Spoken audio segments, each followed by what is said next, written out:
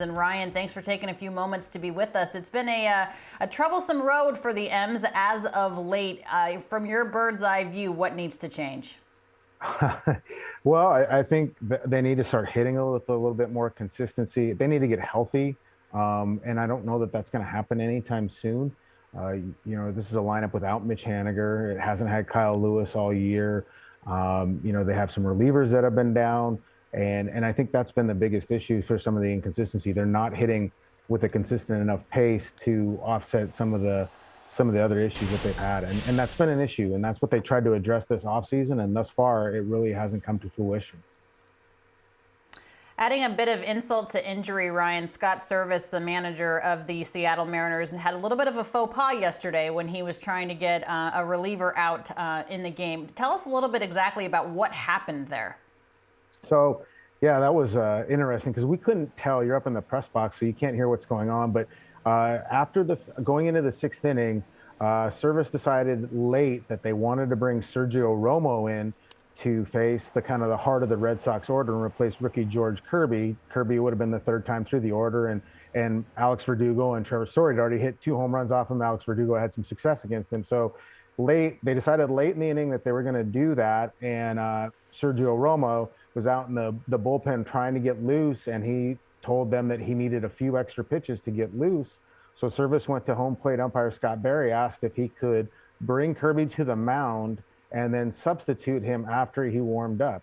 You can do that if there's a pinch hitter, but Verdugo was leading off that inning. He'd remained in the game, and Service kind of went with what Berry said, and Kirby ran out to the mound, warmed up, and then they went to make the change, and then they were told they couldn't do it. Kirby had left the mound, was not happy to be coming out of the game in the first place, and then had to go back out and pitch to a batter, and Verdugo doubled. They brought Romo in.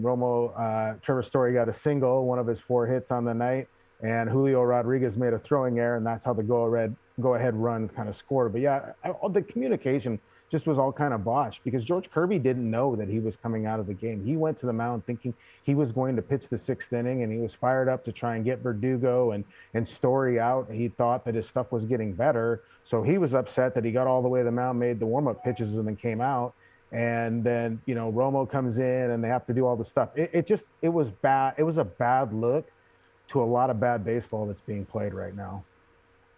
Yeah, miscommunication, misjudgment, but to Scott Service's credit, he did take responsibility for it. He said it's on me and took responsibility for the change in momentum of that game. Okay, let's look at the silver lining a little bit. Now, the Seattle Mariners have the worst travel in terms of having to travel the most miles of any other major league team. However, they only have one more East Coast trip over the final 2 months of the season. So do you look at this opportunity in the next month and a half as a way to be able to make up some ground against the Astros and the Angels?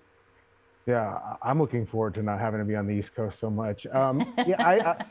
It's been an issue. And if you look at the schedule that the Mariners have played early on, they have played a lot of really good teams. They played a lot of really good teams on the road. It's been a grind.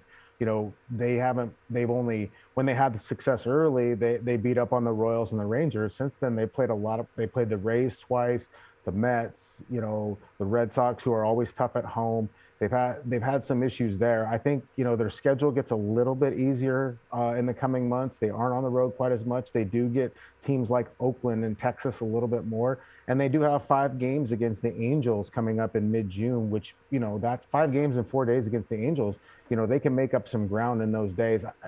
I think for the Mariners, the hope is that maybe they'll have a little bit more full health by the time they get to some of these games, especially that Angels series.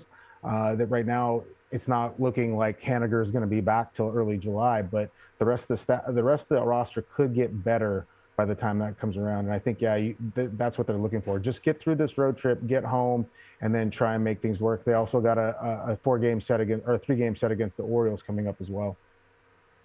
You have to take advantage of the teams that you're supposed to beat. Jared Kelenic gets optioned back to Rainier. He had his first hard hit ball since being optioned. I want to say it was a home run. Do you see him coming back up to the big league level anytime soon? Yeah, it was a well struck ball. I saw the video of it. I think it had 109 or 10 mile per hour exit velocity. I don't think so.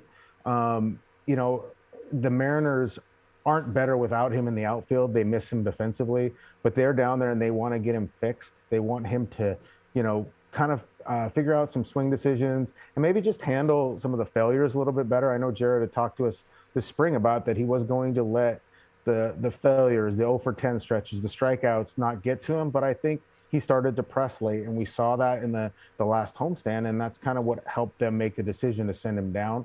They've said there's no timeline. They want him to relax and play the game and have some fun again. I think for Jared, I think the focus needs to just be back to getting more better bat to ball skills, more contact. When he hits the ball hard. He doesn't have to focus on hitting home runs. And I think that's something they're trying to impress upon him as well. Develop the approach, spray the ball to all fields. The home runs will come.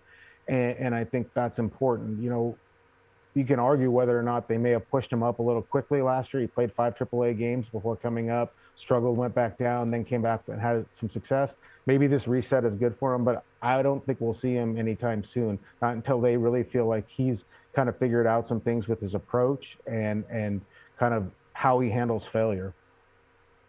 All right, Ryan Divish, the Mariners beat writer with the Seattle Times. Thanks so much for your time today. Good luck tonight. It is going to be Robbie Ray against Michael Wacha and the Boston Red Sox. Thanks so much.